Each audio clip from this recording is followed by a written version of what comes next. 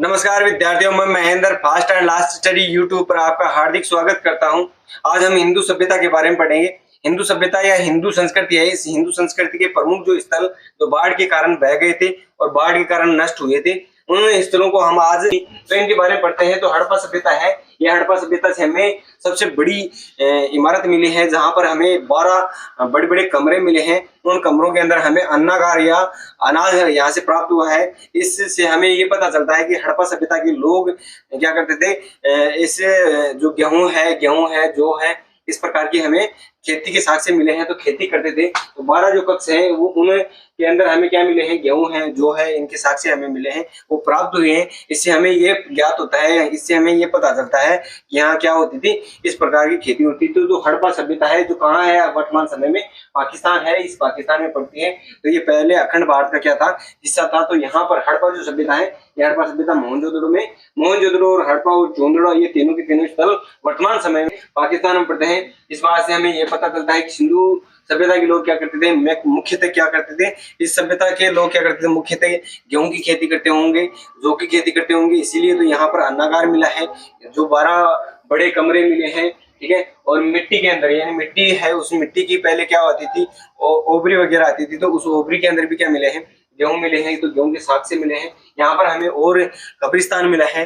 क्या मिला है, कब्रिस्तान भी मिला है। इस कब्रिस्तान का नाम दिया गया है R37। इस R37 का कारण ये रहा है कि यहाँ पर हमें 57 मानव के कंकाल मिले हैं, जिनमें से 37 मानव के कंकाल हैं। इनके ऊपर वैज्ञानिकों ने रिसर्च कर दिया है और उससे संपूर्ण रूप से ये पता चला है कि मानव के क्या है, ये साक्ष्य हैं। जबकि जो 20 और मानव के जो कंकाल थे वो पूर्णतः नष्ट हो चुके हैं, उन पर रिसर्च नहीं हो पाई, इसलिए उनको क्या नहीं गिना जाता। इसलिए इसको ये कहा जाता है कि R37, इसलिए इसका नाम दिया गया है। R37 कब्रिस्तान कहाँ मिला है, हमें हड़प्पा जो स्थल है जो पाकिस्तान में है, वहां पे मिला है। इस हड़प्पा की खोज करने वाले कौन थे, तो हड़प्पा की खोज दयाराम साहनी ने 1921 ईस्वी में की थी। कब की थी, 1921 में हड़प्पा सभ्यता की खोज हुई थी।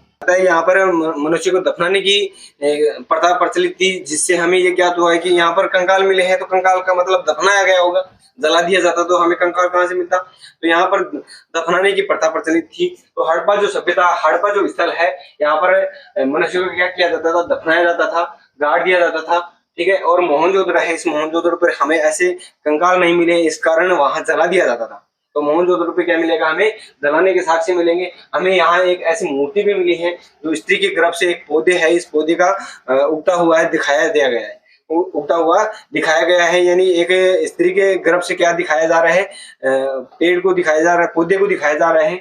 उसके अंदर सभी संपूर्ण हमें ज्ञान प्राप्त होता है। सभी प्रकार की प्रकृति के द्वारा जो चीजें दी गई हैं वो दिखाई गई हैं। इससे ये पता चलता है कि जो ये देवी थी, यानी ये जो स्त्री है, इस स्त्री को पूर्णता की देवी कहा गया है।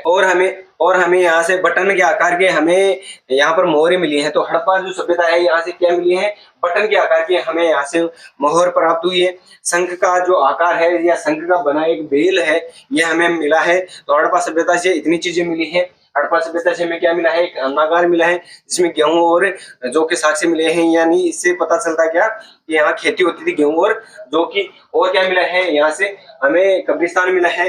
कब्रिस्तान का मतलब यहाँ दफनाया जाता था लोगों को, यहाँ जलाया नहीं जाता था हड़प्पा सभ्यता में। और क्या मिला है, एक स्त्री है, इस स्त्री के गर्भ से क्या दिखाया गया है, यहाँ पर एक पौधे का उगता हुआ दिखाया गया है। इससे हमें पता चलता है कि उड़ता की देवी रही होगी, या उड़ता की देवी कह सकते हैं इसको।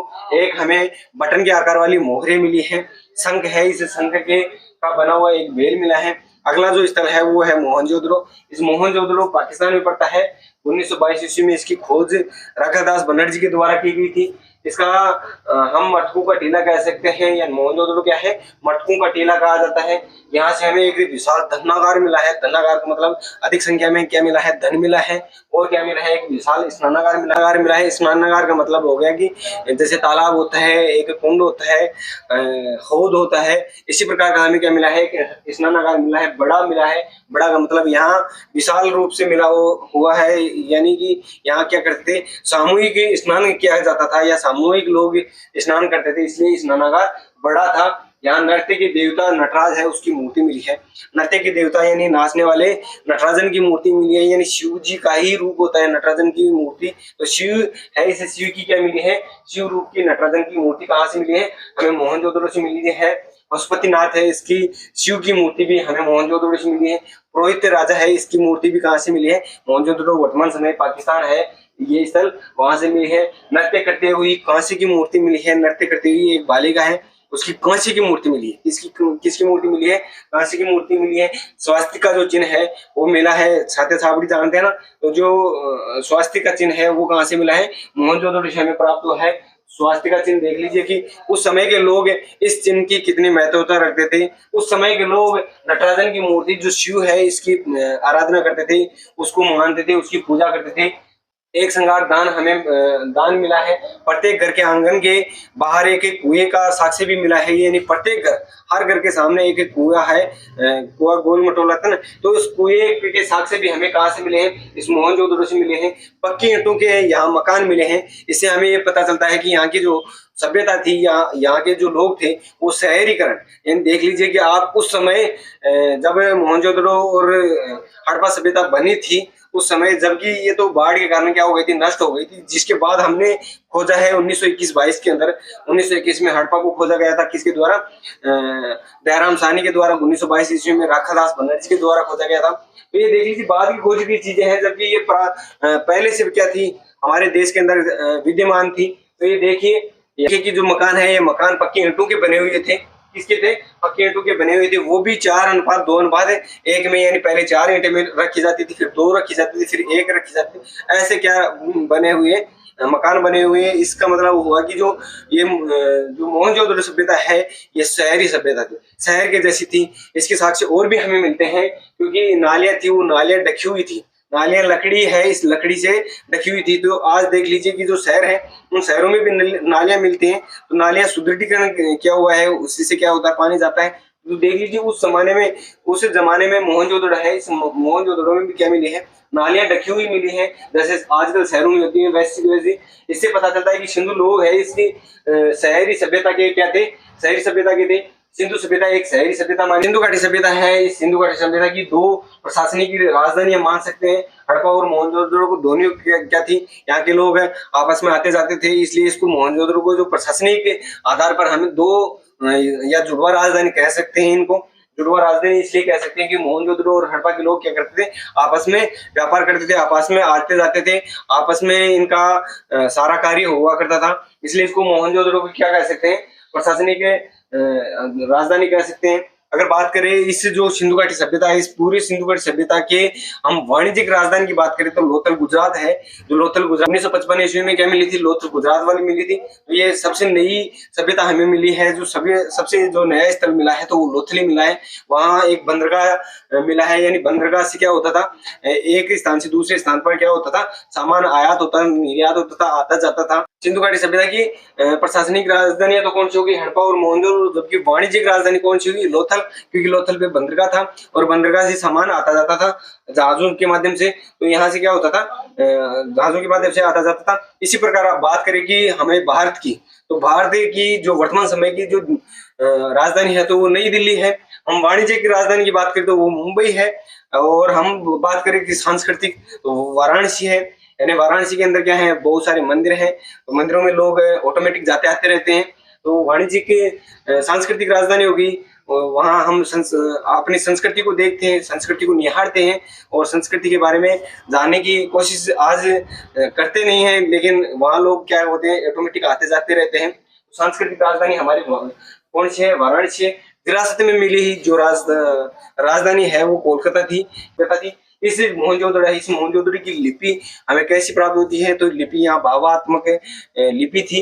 यहाँ से ये भी पता चलता है कि जो यहाँ लेखन का कार्य होता था तो इसमें लिखा जाता था दाएं से बाएं और फिर बाएं से दाएं, फिर वापस से दाएं से बाएं, ऐसी इसकी क्या थी, लेखन प्रक्रिया थी, यानी लिखने की प्रक्रिया थी, जिसे हम भावात्मक कह सकते हैं। अगली जो सभ्यता है वो है चोहंदड़ो। चोहंदड़ो को हम ग्रामीण सभ्यता कह सकते हैं, जबकि मोहनजोदड़ो को क्या कहा हमने, शहरी शहरी सभ्यता कहा है। हम चोहंदड़ो को क्या कह रहे हैं, ग्रामीण सभ्यता कह रहे हैं। क्यों कह रहे हैं, क्योंकि यहाँ पर मक्की मकान मिले हैं, वो मकान कच्ची ईंटों के मिले हैं, गोल आकृति के जो ईंट बनी है उनके मिले हैं। और यहाँ पर बिल्ली है, इस बिल्ली को भागता हुआ दिखाया गया है और पीछे से कुत्ता उसके पीछे भाग रहा है। ऐसे हमें चित्र मिले हैं या चित्र दिखाए गए हैं, तो इसे ग्रामीण सभ्यता कह सकते हैं। इसलिए चूड़ियां यहाँ पर हमें प्राप्त हुई है, जो छोटी बड़ी चूड़ियां हैं वो कहाँ से मिली है, चोहंदड़ो। जो वर्तमान समय में ये स्थल भी पाकिस्तान में ही है, ये स्थल भी कहाँ है, पाकिस्तान में है। यहाँ पे चूड़ियां मिली है, लिपस्टिक मिली है। तो लिपस्टिक की देख लीजिए रचना कहाँ हो गई थी, उस समय हो गई थी। तो चोहंदड़ो है, यहाँ से हमें लिपस्टिक के साक्ष्य मिलते हैं। तो लिपस्टिक पहले से लगाई जा रही है। चोहंदड़ो से हमें बिल्ली के पीछे भागता हुआ कुत्ता को जो दिखाया गया है उसका चित्र दिखाया गया है, इसलिए हमें इसको ग्रामीण सभ्यता कह सकते हैं। और चूड़ियां मिली हैं यहाँ पर, जो चूड़ियां उस समय भी देख लीजिए कि चूड़ियों का निर्माण कहाँ हो गया था, चोहंदड़ो में हो गया था। और हमें हाथी दांत है, इस हाथी दांत के साक्ष्य भी चोहंदड़ो से मिले हैं। अगली सभ्यता है लोथल। इस लोथल सभ्यता से हमें हड़प्पा सभ्यता का, इसको मैनचेस्टर कह सकते हैं। यहाँ से क्या होता था, व्यापार होता था। यहाँ से क्या होता था, बंदरगाहों के माध्यम से सामान आया जाया करता था, आयात निर्यात हुआ करता था। तो ये हम इसको वाणिज्य कौन सी राजधानी कह सकते हैं, वाणिज्यिक राजधानी कह सकते हैं। ये इसके इसी स्थान से हमें फारस या जो ईरान है, इस ईरान की हमें मुद्राएं मिली हैं। यानी ईरान की मुद्राएं मिलने का कारण ये हुआ कि यहाँ के लोग वहां आते जाते थे, इसलिए वहां की जो चीजें लेके आते थे। जैसे फारस की मुद्रा मिली है तो यहाँ लेन देन में फारस की मुद्रा होगी, हमारे से कुछ लिया होगा सामान, उसी कारण तो यहाँ पे फारस की मुद्रा आई। चावल के साक्ष्य मिले हैं, तो यहाँ पर संभवतः चावल की कृषि की होगी या चावल के खेती की है यहाँ पे, इसलिए चावल के साक्ष्य भी मिले हैं। घोड़े की हड्डियां मिली हैं, घोड़े की अस्थियां मिली हैं। तो लोथल गुजरात से हमें क्या मिली है, यहाँ से घोड़े के साक्ष्य भी मिले हैं। और हमें जो फारस है, इस फारस की मम्मी मिली है। मम्मी का मतलब हो गया कि यहाँ के जो व्यक्ति थे उनको ना तो जलाया जाता था ना ही दफनाया जाता था। तो दफनाने की जो प्रक्रिया थी वो कहाँ हो रही थी, हड़प्पा सभ्यता के अंदर हो रही थी। मोहनजोदड़ो की जो जलाने की सभ्यता, यानी मोहनजोदड़ो के अंदर व्यक्तियों को जलाया जाता था, जबकि जो हड़प्पा है यहाँ पर क्या किया जाता था, दफनाया जाता था। और इस मम्मी का मतलब हुआ कि ना तो जलाया जाता था ना ही इसे दफनाया जाता था। मम्मी कहाँ मिली है, यहाँ लोथल गुजरात में मिली है।